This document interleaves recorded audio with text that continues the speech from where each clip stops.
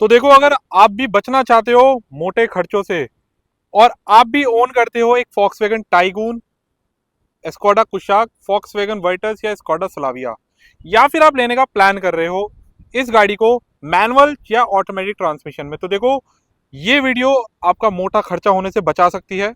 तो इस वीडियो को अपने उन दोस्तों के साथ शेयर करो जिनके पास ऑलरेडी फॉक्सवैगन की या स्कोडा की गाड़ी है, या फिर वो फॉक्सवैगन या स्कोडा लेने का प्लान कर रहे हैं। तो आज इस वीडियो में कुछ चुनिंदा मुद्दों पे बात करने वाले हैं जो कि आपके लिए काफ़ी ज़्यादा इंफॉर्मेटिव रहने वाले हैं एंड ये आपका मोटा खर्चा होने से बचा सकते हैं। तो आज हमारे साथ हाल फिलहाल फ्रेम में है गाड़ी Volkswagen tycoon GT plus DSG। जी हाँ, DSG ऑटोमेटिक ट्रांसमिशन तो है, लेकिन देखो इसमें ना दो चीजें हैं। एक तो सबसे ज्यादा क्विक शिफ्टिंग ट्रांसमिशन है, लेकिन जब इस गाड़ी का मेगाट्रॉनिक उड़ जाता है या फिर किस तरीके के कोई हीटिंग इश्यूज आ जाते हैं तो बहुत लोगों के माइंड में ना डाउट रहते। क्यों? क्योंकि इस गियरबॉक्स का ना इतिहास बहुत ज्यादा, एक कह सकते हो आप, ड्रॉबैक वाला रहा है, या फिर आप कह सकते हो चिंतापूर्ण वाला रहा है, चिंताजनक की एक तरीके से चिंता में रहती है कि यार ये हीट ना हो जाए या फिर इसका मेगाट्रॉनिक वगैरह ना उड़ जाए। तो आज इस वीडियो में इन्हीं मुद्दों पे बात करने वाले हैं। तो देखो गाड़ी के अंदर चलते हैं, बाकी बातें गाड़ी को चलाते हुए करेंगे एंड आपको बताएंगे आप मोटे खर्चे से कैसे बच सकते हैं।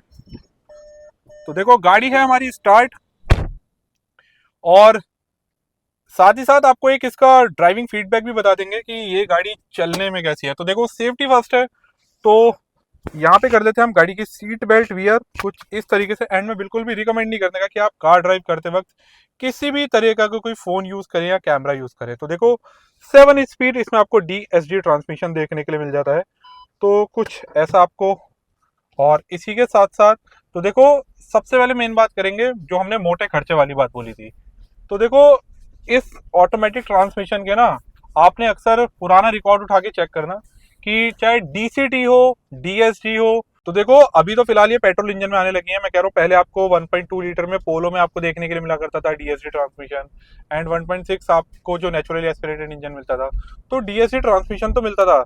और नो डाउट मैं कह रहा हूँ कि इससे ज्यादा क्विक शिफ्टिंग ट्रांसमिशन कोई भी नहीं है सेगमेंट की। अगर हम बात करते हैं चाहे आप DCT की क्रेटा सेल्टॉस वगैरह चला लो या सोनेट वेन्यू वगैरह चला लो, इन ट्रांसमिशन से बेहतर क्विक शिफ्टिंग आपकी किसी भी ट्रांसमिशन की नहीं है।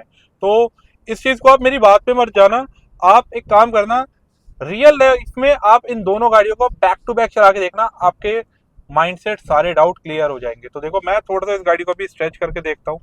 हाईवे पे हम आ चुके हैं, जैसे ही मैंने एक्सेलरेशन किया इसने सडन एक गियर शिफ्ट डाउन किया, और जो गियर शिफ्टिंग है ना काफी ज्यादा बढ़िया इस गाड़ी की गियर शिफ्टिंग है।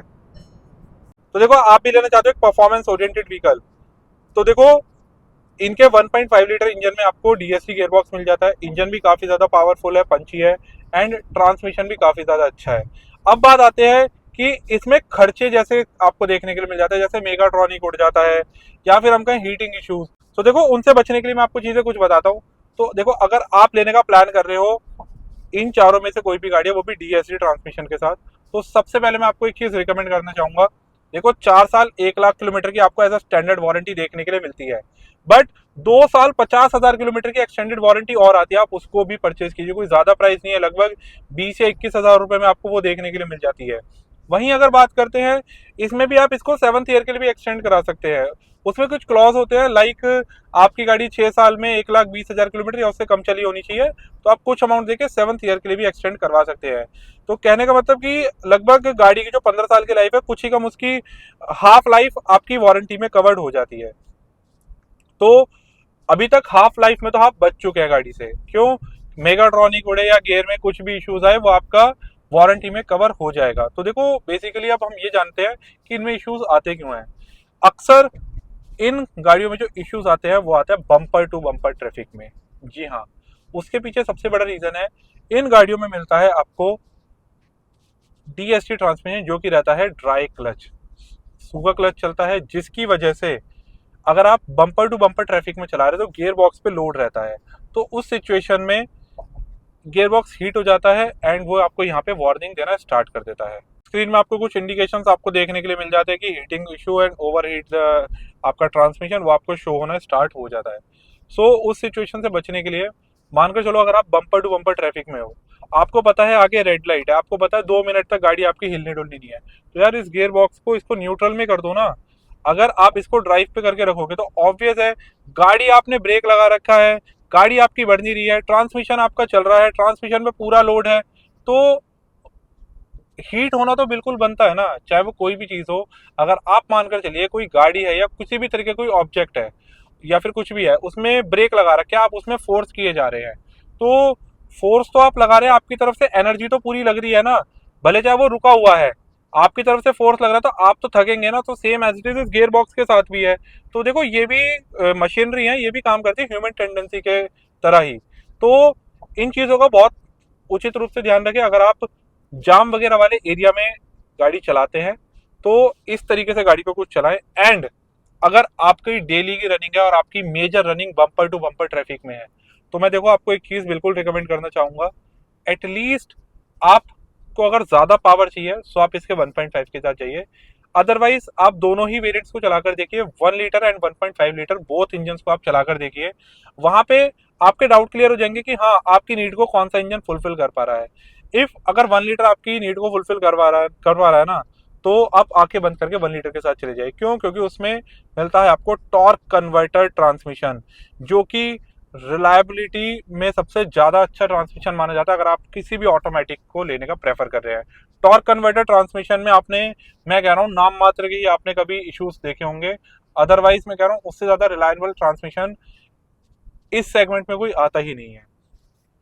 और आपकी बम्पर टू बम्पर ट्रैफिक है तो मैं दोबारा कहना चाहूंगा, आप इस ट्रांसमिशन से थोड़ा सा दूर रहे तो ज्यादा अच्छा है।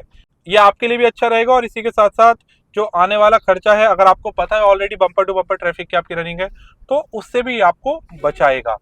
और इसी के साथ साथ चाहे डीएसटी ट्रांसमिशन हो या डीसीटी ट्रांसमिशन हो, दोनों में ही ये फॉर्मूला एक तरीके से लगता है। आप इस तरीके से अपनी गाड़ी को ले सकते हैं। आपकी 90% तक की हाईवे ड्राइविंग है और 10% तक की लोकल है, तो भी आप इसको कंसीडर कर सकते हैं। या फिर आपकी लोकल की रनिंग है बस बम्पर टू बम्पर ट्रैफिक नहीं है, तब आप इस ट्रांसमिशन को कंसीडर कर सकते हैं। और बचने के लिए मैंने आपको बता दिया, टाइम टू टाइम सर्विसेज कराइए। बम्पर टू बम्पर ट्रैफिक में इस गाड़ी को न्यूट्रल कर दीजिए, जिससे आपका ट्रांसमिशन हीटिंग होने से बच जाए।